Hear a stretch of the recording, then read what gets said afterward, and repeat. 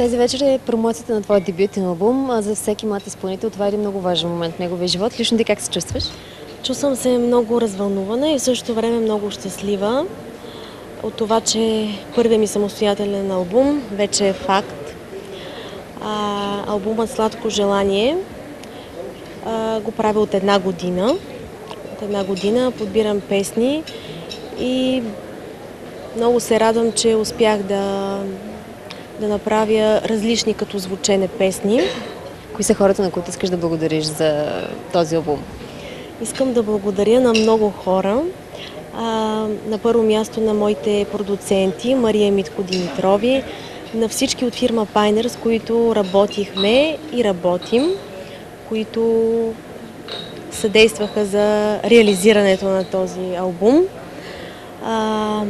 Много специално искам да благодаря на Илия Загоров за всичко, което направи за мен, а то не е никак малко, за прекрасните песни, на всички композитори, с които работихме, които са доста и ако трябва да ги изброя всичките, може би няма да мога всички да изброя, на моето семейство, на майка ми, на брат ми.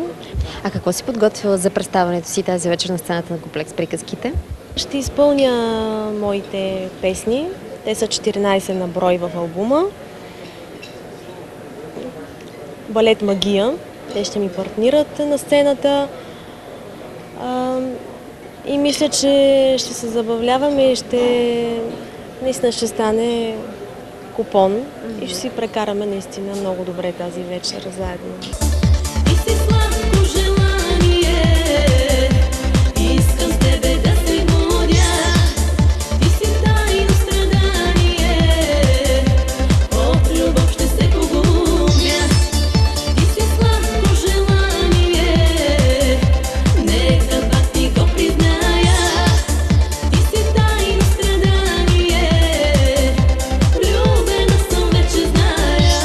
Имаш ли си любими песни от своите? Любими песни? Общо взето, наистина всички песни са ми любими. В смисъл, всички си ги харесвам, защото съм ги правила с много труд, с много усилия. Песните на Илия Загоров определено мога да кажа, че са ми от любимите. "Тежка клетва" първата песен. Първата песен не се забравя. Тя си е първа и си остава първа. Харесвам всички песни и мисля, че и хората ги харесват. Моите фенове, почитатели, мисля, че ги одобряват и възприемат нещата, които съм направила. Какво си пожелаваш лично за себе си? Пожелавам си успех, разбира се. Пожелавам си да продължа да бъда все така упорита и борбена, както до сега. Да правя още по-добри песни от тези, които до момента съм направила.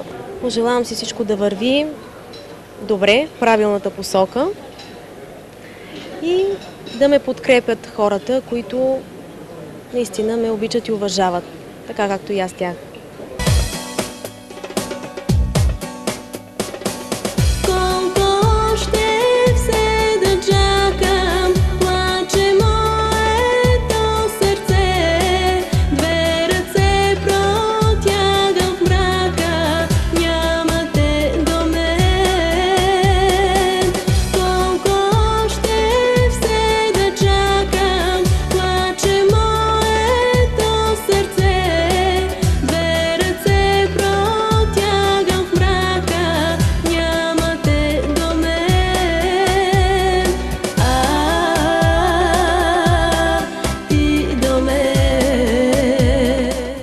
Малко повече от 7 месеца в едно софийско заведение открих Полина. Просто много ми хареса как пее и реших да я поканя на интервю във фирма Пайнер. Когато одобриха също във фирмата, решихме да стартираме с първата и песен "Тежка клетва", която направих музиката и текста. Мисля, че хората харесаха тази песен. Впоследствие направихме още 4 песни с моя колега Борис Павлов. Надявам се тази вечер, като чуят всички, да им харесат. Кой е най-силният ти гост?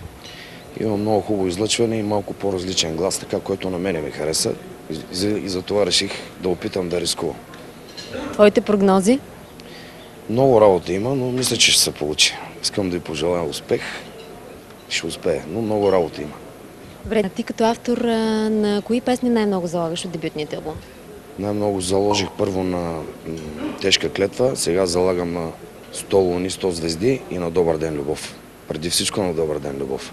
Аз знам какво е да си направя промоция, знам, че е притеснено, но надявам се, ще се справи, се получи добре. Като заразна болест, течеш по вените ми даже, на моя Бог се моля, така и тебе да накаже. Ако си влюбен вече, обичай ме и ме лекувай, с поцелунки вече, където искаш ме целувай. Първата песен беше Тежка клетва. Тя е по-така бавна, тежка песен. След това две балади Добър ден, любов и 100 луни.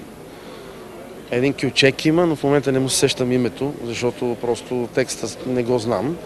И още едно Ден с парче. 5 песни мисля, че са. Определено на Полина много и лежат ден с песните и баладите. И се надявам следващия албум просто тя да разгърне целия си потенциал, защото все пак тя мисля, че от изпълнители, които леко почват така по-бавничко, така не с бум и тряс и бум, но като стигнат до едно ниво, вече ще се задържат стабилно там. Добре, какво е твоето пожелание към дебютният албум и лично към Полина?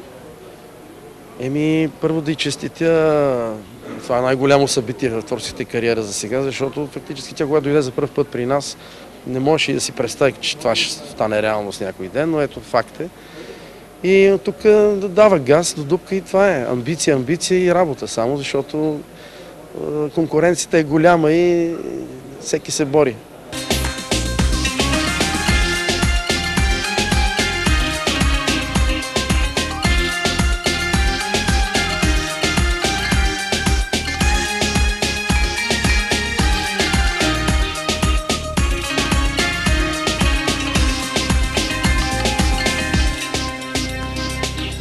Любов нетрайна, почти случайна, така на мене гледаш ти.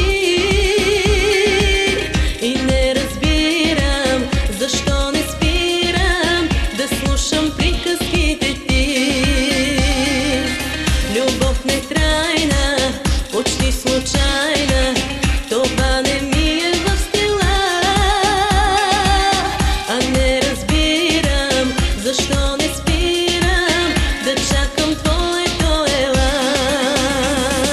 Ти целуваш леко мислено, ти обичаш леко мислено, но напукна всяка логика, харесва ми така. Ти целуваш леко мислено, ти обичаш леко мислено, но напукна всяка логика, харесва ми така.